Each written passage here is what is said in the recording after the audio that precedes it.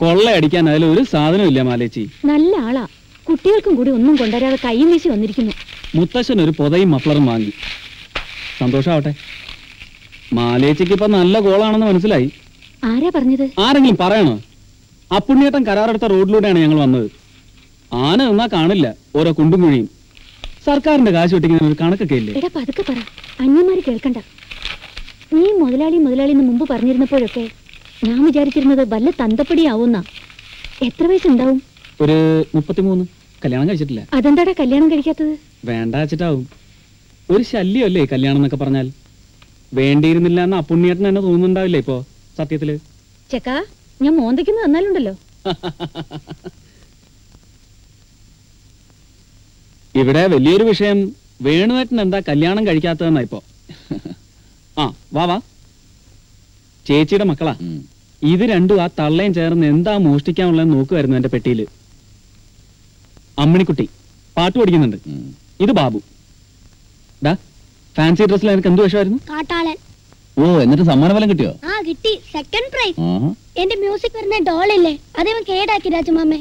ആ ഞാനല്ല, ചേച്ചി വെറുതെ ഓരോന്നും പറയണ്ട. അത് തന്നെ കേടോന്നാ. തന്നെ കേട്ടോറിയ നീ എന്നെ എനിക്കറിയാം. ഞാൻ തൊട്ടിട്ട് കൂടില്ല പറഞ്ഞില്ലേ? നീ തൊട്ട് ഞാൻ കണ്ടതല്ല. ഞാൻ തൊട്ടിട്ട് കൂടില്ല പറഞ്ഞില്ല. വഴക്കൂടിയാലുണ്ടല്ലോ ദേ ഈ അമ്മാമ്മയ്ക്ക് കലി കയറും. ദേഷ്യം വന്ന ചെറിയ കുട്ടികളെ പിടിച്ച് അങ്ങനെ വിഴുങ്ങിക്കളയും. ആ കാട്ടാളനും കാട്ടാളത്തി ഇപ്പൊ അടുക്കളയിൽ പോയി അവിടെ വലിയ കാട്ടാളത്തിൽ എന്തൊക്കെയാ ചെയ്യുന്ന നോക്ക്. ചെല്ലിയല് നിലയന്നൂർ ഒരു ചെറിയ ടൗണാ. 20 മൈലുണ്ടാവും. അവിടെ ഗവൺമെന്റിന്റെ ഒരു ടൂറിസ്റ്റ് ഹോം ഉണ്ട്, ഒരു AC റൂമും ഉണ്ട്. ഇത് മതി, ധാരാളം. ഇവരൊക്കെ ഇവിടെ ഉണ്ടാവുമ്പോ ഹോളിഡേയ്സിൽ നീ എന്തിനാ ടൗണിൽ നിൽക്കണേ? Nice place. ഇങ്ങനെ വീടും ആൾക്കാരും ഒക്കെ ഉണ്ടാവുന്ന തന്നെ ഒക്കെ ആയിരിക്കണം. ശിവേട്ടന്റെ ഒരു ഫ്രണ്ട് വന്നിരുന്നു അച്ഛാ, ബോംബെന്ന്. പരിചയപ്പെട്ടവർക്കൊക്കെ അവനെന്ന് വെച്ചാ കയ്യാലെ നിൽക്കണയിടത്ത് പുതിയ ഫാഷൻ ഒരു നല്ല വീടുണ്ടാക്കണം. റോഡിന്റെ സൈഡിൽ സ്ഥിരമായിട്ട് വാടക കിട്ടാൻ 5 മുറി പീടി എടുക്കണം. അങ്ങനെ പല മോഹങ്ങളും പറഞ്ഞിട്ട് പോയ ആളാ. വേണോട്ടാ വരൂ. ശിവൻകുട്ടി പോയ സ്ഥാനത്ത് ദൈവം ഒരാളെ തന്നു. എനിക്കും ഇവന്റെ അമ്മയ്ക്കും ഉള്ളിൽ എപ്പോഴും ആ ഒരു വിചാരമുണ്ട്. ഇവനെ കൊണ്ടുപോയി ഒരു വഴിക്കാക്കിയത് കൊണ്ട് ബുദ്ധിമുട്ട് കൂടാതെ കഴിയണമെന്ന്.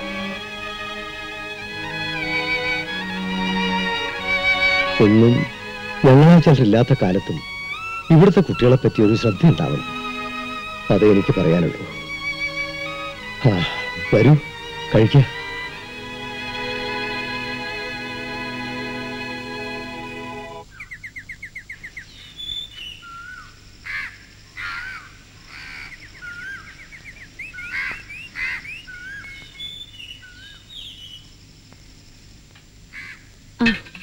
രാജന്റെ മുതലാളി വന്നിട്ടുണ്ട്. ഓ, അതാ കാറിൽ വന്നത്. അമ്പലത്തില് ഒരു കൂട്ടുപായസം. നന്നായി. മധുരം ഒന്നും ഇല്ലാലോ എന്ന് വിചാരിച്ചിട്ടേ ഉള്ളൂ.